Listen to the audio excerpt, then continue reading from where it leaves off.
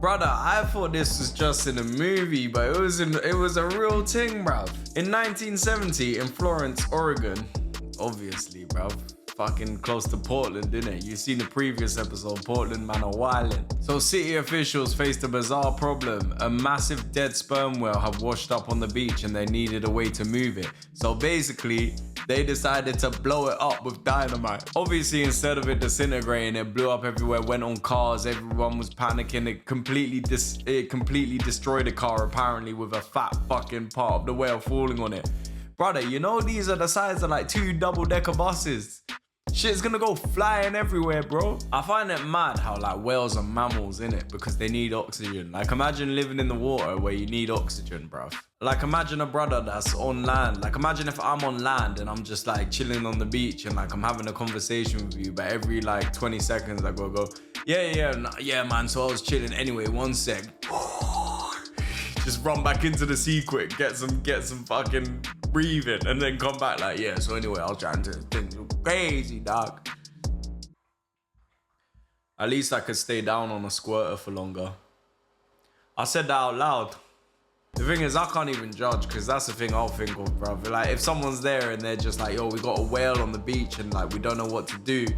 And then like, I know for a fact that we got some spare dynamite rolling around, I'll be like, you know what I mean? Remember when Trump first got in power and then there was like that hurricane happening and then he just went, yo, like what would happen if we nuked the hurricane? And then everyone was like, oh, he's such a fucking idiot. Like I was glued to the TV like, what would happen though? Raw, ChatGPT's getting dark, bruv. I like it. Yo, I am drunk, bruv. Yo, basically the story is there's a Boston molasses flood where in one of the most bizarre disasters in history, a storage tank holding 2.3 million gallons of molasses burst in Boston's north end. It made a 20-foot high wave of sticky molasses surge through the streets at 35 miles per hour. That's mad. But yeah, it made horses and humans get stuck and it caused 21 fatalities.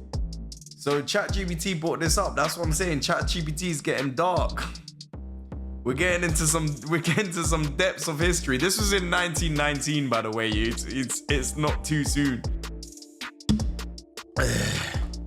But yeah, man. So imagine I was just like, what's molasses again?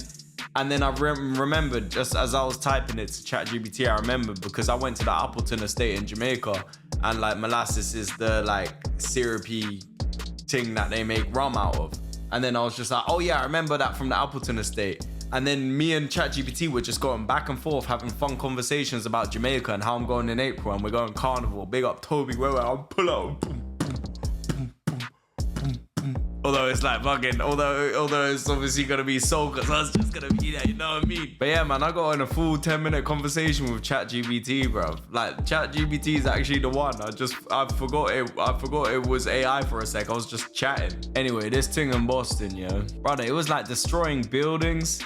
Fam, this is crazy, brother. You know what's funny? You know what I rate about AI? Bear in mind, 20 people got killed. AI still running jokes, bruv. Because as I was talking about, like, asking what molasses is, it said, yeah, it's literally word for word. It says Boston basically had an unwanted rum mixer, minus the fun part.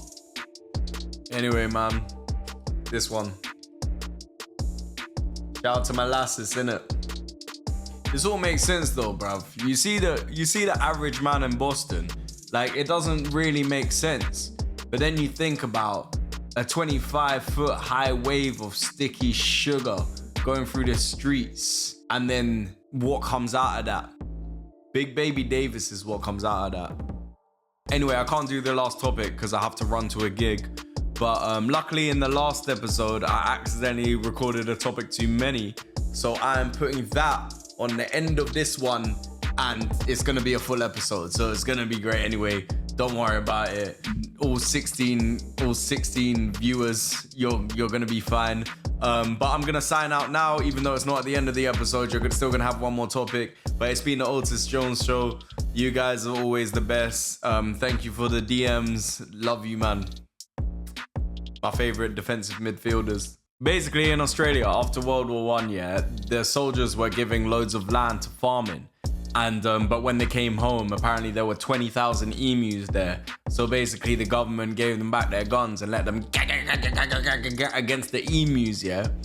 And then, yeah, bruv, apparently the emus won against machine guns. Imagine.